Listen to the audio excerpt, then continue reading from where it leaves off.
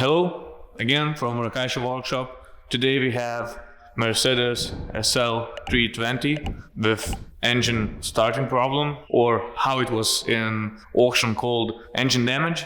We will try to start it up, but before that I will tell you a little bit about it. The car was imported from United States, from California, so it's rust-free condition.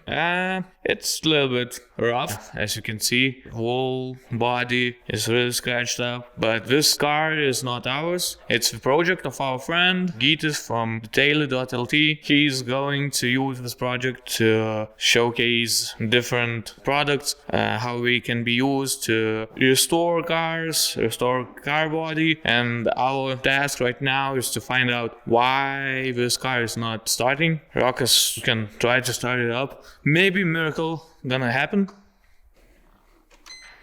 Try to crank it. Okay, as you can see, no luck. Before that, we tried to use generic diagnostic tool. There was no luck with that. We were able to see only that engine ECU, engine control module and engine control unit was responding. We were unable to get any kind of fault codes. What we are going to do is to check it the old way with our diagnostic tool, because we are waiting to get old Mercedes diagnostic tool called Sentry C4 in order to check the faults. And after that we will know exactly what's happening, but maybe there are no spark or there are no fuel and fuel pump is faulty, so we will start by checking that.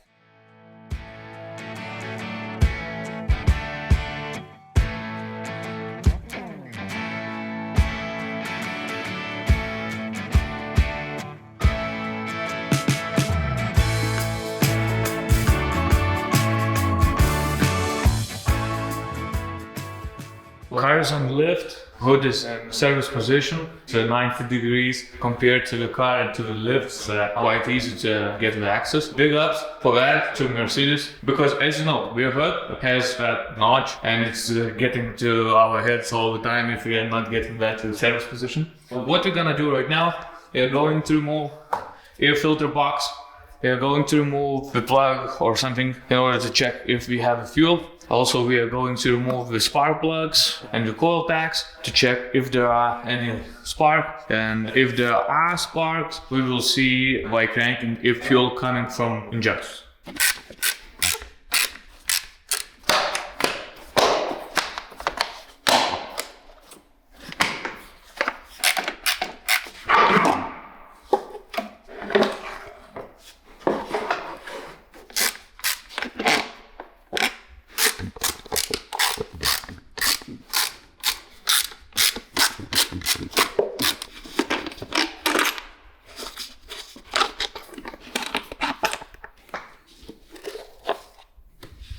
The intake and cover has been removed. Now we need to remove coil packs and spark plugs to check the spark and if injectors are working.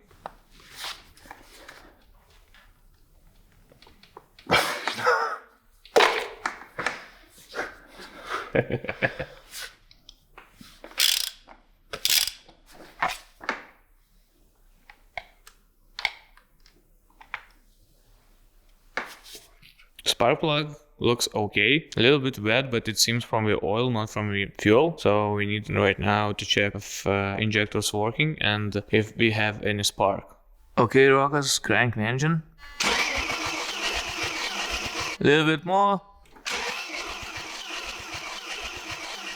Okay, got the spark. And about injectors, crank again. Okay. We have no fuel right now inside the cylinder, so we need to check if we have any fuel in the fuel rail, but we have a spark. At least one thing works. Now we are going to put back the spark plug and the coil and then check if there are any fuel in fuel rail. If fuel pump is dead, fuel rail gonna be empty. How we are going to do that is by checking feeding line. And the way to know which is feed and which is return is by simply checking how that works. So we have a fuel rail that is controlled by vacuum, and it opens up and closes depending on how much vacuum inside the intake plenum. And if there are any unused fuel, it just gets back to the return line and gets to the cooler, which seems like being cooled by AC, and then gets back to the fuel tank. We will need to remove both lines, because in order to remove feed, we need to remove return, because otherwise there are no way to get to it. Right now we are going to remove this one and then this one. Oof. Already can see that there are fuel everywhere in the hoses. We are going to put them into the can or canister, I don't know how it's called. I think we can just put the return hose together. And now Roka's going to turn the ignition on. Yeah, we have fuel. Okay, so fuel pump is working. So in that case, we definitely need the diagnostic tool in order to check what's happening, because if injectors are not working, there are a few possible cases that ECU is just not opening them. There could be problems with immobilizer, there could be problems with different parts, and we need to check that because it could be electronic stuff and so on. So yeah, we are going to get that and we will return soon. I'm back to the workshop with diagnostic tool. In the meantime, Roka's finished to put together the engine, and I will tell you a little bit about what I got here. We have Mercedes-Benz SD Connect C4, which is quite old, but it works for such old cars, and it's really important to have this kind of connection because it's completely different from the OBD, and it connects the old cars. Even it has another one which is even older, I think. So yeah, that's definitely what Mercedes has. What we are going to do right now, we are going to take the extension cable to connect the laptop to the electricity in case battery goes out or anything else, and then we are going to connect the diagnostic tool under the hood. This car especially has OBD port, but it was like quite strange one. Not every function works, and you know that the old connection, the round one, works 100% for these old Mercedes cells, S classes and so on. Let's move on and connect it. To connect it, we simply put it here to the round plug. Diagnostic is booting up. PC is also ready. I'm going to turn on the ignition. So, everything works as expected. Next. Something is written in German language, so we don't understand that. And this one is 1997, so we have to choose up to 99 8 month.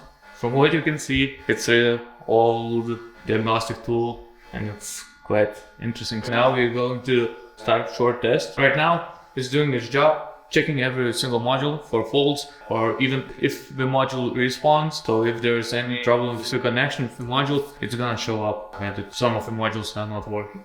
We already can see that gas engine has a fault with capital F. That means that fault is present. It's not the one that been before. That's good. We will be able to see what's wrong with the car and what needs to be fixed in order for it to start. Maybe we will get the answers why it's not starting. So short test was finished, and we can see that the gasoline engine, body, and climate control has faults. You can check it. So we can see that engine control module has fault. So intake air temperature, something can be disconnected. Oh, we have disconnected air mass flow sensor before, so that's why we have the fault. But the another one is more interesting one. Fault in DAS to control module. DAS is responsible for immobilizer and allowing the car to start. It's possible that it's the main reason why the car is not starting. And yeah, we can see that there's another fault in the DAS, and it says that incorrect enable code from the engine control module. It means that DAS not connecting to the engine control module, or we are trying to talk to each other and getting the wrong codes. This should be the main problem why it's cranking and not starting. This is our main fault. What do we have else? Some power window sensor faults. Possible that it's because of removed some sensors because the owner was rebuilding the roof, the hydraulic electric roof, and that's why there are some faults.